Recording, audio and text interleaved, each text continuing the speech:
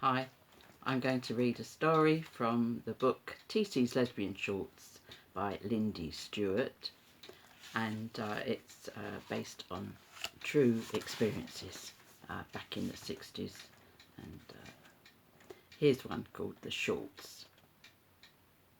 TC remembered wandering around Petticoat Lane Market one Sunday morning a few weeks ago with Tracy.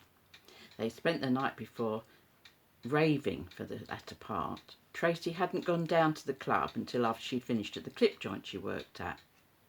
The newspapers of a certain type called them near beer joints, but the girls who worked in them called them clips.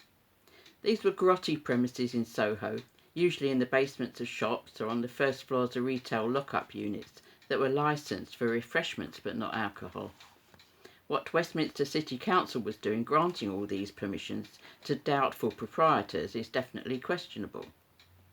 There were anything from half a dozen to 20 girls working at any one time in any one of the clip joints. They were dimly lit, had tables and chairs, and a waitress service.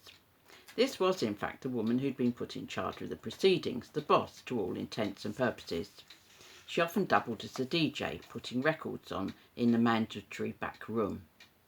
The girls would be on a rota to go on the door. The hallway would be dark with only a dull red light, and the question, "Are you looking for a girl?" was asked of every male who happened to walk past. As soon as one said yes, and often how much, he was taken up or down the stairs and sat down. The waitress would come out with a tray on which was the low alcohol lager and a cocktail glass with blackcurrant squash resplendent with a cocktail stick. The punter would be told he could pay for the girls' company, wink and nod, through buying the drinks. These were expensive, of course. The girls received a small percentage of each round per cocktail stick presented to the waitress at the end of the night. After a few blackcurrant cocktails, and when the customer said he'd not pay any more, he'd be sent off to wait in the Golden Egg, or some such cafe at Leicester Square, as he'd be told. "The police can't see the girls leave and walk away with a man. You'll both be arrested." The girl then joined the queue in the back room, waiting for another turn on the door. Not too many men found their way back to where they'd left their money. In Tracy's clip, TC had been waiting for her to finish for the night out the back, when the waitress had banged the old black phone, which was not connected, down hard so it made a ringing off noise, after loudly calling for a cab for Maureen, Tracy's working name, to take her to the Golden Egg in 10 minutes. The man went off immediately, quite happily on his own after hearing that Oscar-winning performance. So there they'd been, a ravishing-looking, if ever so slightly ravaged, Tracy, with her cloud of red hair, tight clothes and stilettos that had made her a goodly amount of sticks, and TC, equally ravaged-looking in her leather coat, jeans and desert boots that were currently de rigueur amongst the West End faces. The pair of good friends had popped into the ladies to freshen up a bit, and for Tracy to have her fix. "You can't wear them," Tracy almost screeched as TC picked up a pack of wire fronts. "Well, I do," she replied, "and so does Frankie." "She's nothing to go by," Tracy said. A bit unkindly, TC thought, and fixed Tracy with one of her stares. "Look, why not try a pair of these?" Tracy held up some pale blue check shorts. "I'm not going running." Tracy looked skyward. "These are the latest thing in men's undies." "You wear them then." TC could be bitchy when she wanted. Tracy said, "I'll ignore that. I'm buying them for you." TC had had to accept graciously after her so mean reply to Tracy. Tracy was the very opposite of TC. That's why TC and she got on so well together, even though Tracy always had a keen eye for the men, while TC's preferences were legend in their unconventional social circle. TC had had encounters with boys and men, but never a sexual spark existed between them. TC and Tracy especially understood each other when it came to clothes.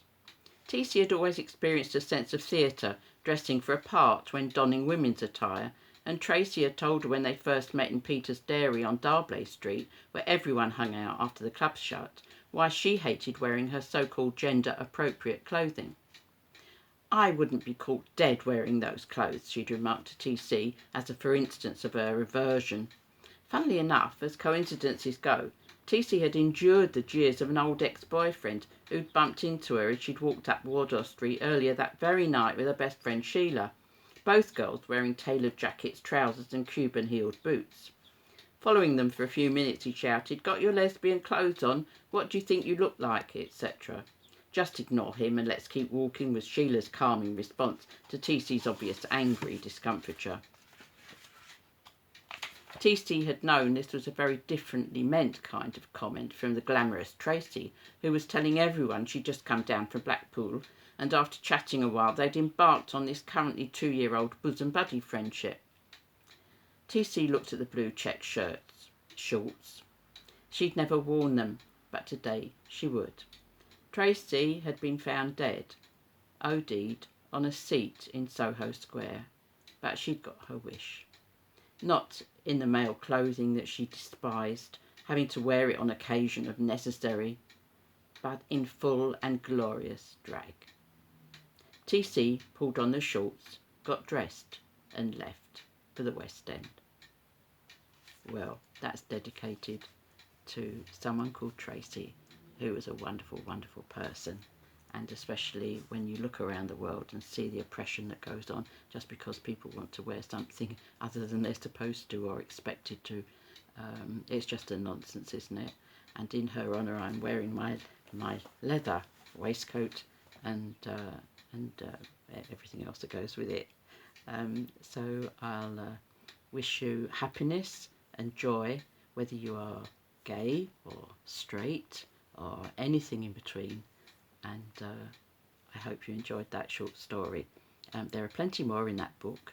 Don't forget TC's Lesbian Shorts by Lindy Stewart, and it's available on Amazon, and it's very cheap. Cheaper than those cocktails in the clip joint anyway. Bye for now. Bye.